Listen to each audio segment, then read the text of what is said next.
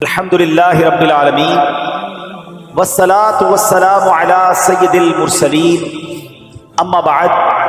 فاعوذ باللہ من الشیطان الرجیم بسم اللہ الرحمن الرحیم پڑھیے الصلاة والسلام علیک یا رسول اللہ وعلی آلک واصحابک یا حبیب اللہ الصلاة والسلام علیک یا نبی اللہ وعلی آلک واصحابک یا نور اللہ۔ ایک مرتبہ فرشتوں کے سردار حضرت جبریل امین علیہ السلام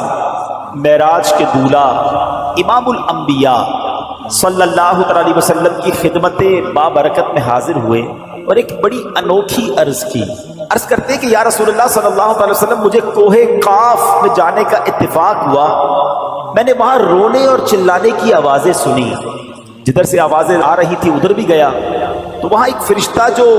آسمانوں پر بڑے عزت و اکرام کے ساتھ نورانی تخت پر بیٹھتا تھا، 70,000 فرشتے اس کے گرد صفے بنا کر کھڑے ہوتے تھے۔ وہ جب سانس لیتا تھا تو اللہ تعالیٰ اس کی ہر سانس کے بدلے ایک فرشتہ پیدا فرما دیتا تھا، مگر آج اسی فرشتے کو میں نے بڑی پریشانی کے عالم میں دیکھا، کوہ کاف میں بڑا پریشان تھا، آہوزاری کر رہا تھا۔ تو میں نے اس سے پوچھا کہ یہ تیرے ساتھ کیا معاملہ ہوا؟ فرشتہ بولا کہ معراج کی رات جب نبی پاک علیہ السلام میرے قریب سے گزرے تھے تو میں نے ان کی اس طرح تعظیم نہ کی، اس طرح ان کا ادب نہ کیا جو کرنا چاہیے تھا، بس اللہ پاک کو یہ میری ادا پسند نہ آئی، چنانچہ مجھے اس کی سزا دے دی گئی اور مجھے اس بلندی سے یہاں اتار دیا گیا۔ پھر اس نے مجھ سے درخواست کی کہ جبریل امین اللہ پاک کی بارگاہ میں میری سفارش کیجئے، دعا کیجئے کہ اللہ مجھے معاف فرما دے۔ جبریل امین عرض کرتے ہیں کہ یا رسول اللہ صلی اللہ علیہ وسلم میں نے بڑی عاجزی کے ساتھ بارگاہ الہی میں اس فرشتے کی سفارش کی، اس کی نجات کے لیے دعا کی، تو ارشاد ہوا کہ اے جبرائیل اس فرشتے کو بتا دو اگر معافی چاہتا ہے تو میرے حبیب پر درود پاک بھیجے۔ جبریل امین کہتے ہیں یا رسول اللہ جیسے ہی میں نے یہ بات اس فرشتے کو بتائی وہ فرشتہ آپ کی ذات پر درود پاک پڑھنے لگ گیا۔ حضور جیسے جیسے وہ درود پڑھتا رہا اس کے بالوں پر نکلنا شروع ہوئے اور اڑ کر آسمان کی بلندیوں پر جا پہنچا۔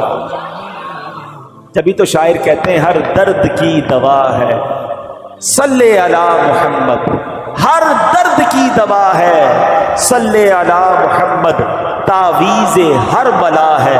صلی علی محمد صلی اللہ علیہ وسلم۔ اس واقعے میں ہمیں یہ بھی پتہ چلتا ہے کہ سرور کائنات صلی اللہ علیہ وسلم کی عزت،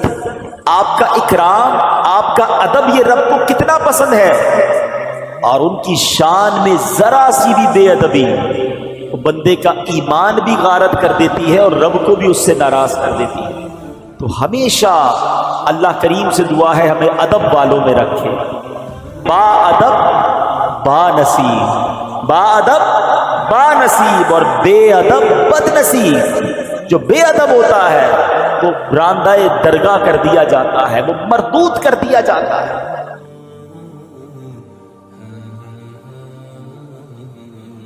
حضرت آدم علیہ السلام کا ادب نہ کیا، ساری زندگی کی عبادتیں اس کی اکارت کر دی گئیں، مردود کر دیا گیا۔ تو چاہے حج ہو، عمرے ہوں، نمازیں ہوں، صدقے ہوں، حلیہ مذہبی ہو، لیکن اگر دل میں ادب نہیں ہے تو یہ اعمال کسی کام کے نہیں ہیں۔ یاد رکھیے علم اچھی چیز ہے مگر ادب بہت ضروری ہے، تو رب کریم ہمیں ادب والوں کے ساتھ رکھے۔ محفوظ سزا رکھنا شہاب ادبوں سے، محفوظ سزا رکھنا شہاب ادبوں سے، سے بھی سرزد نہ کبھی بے ادبی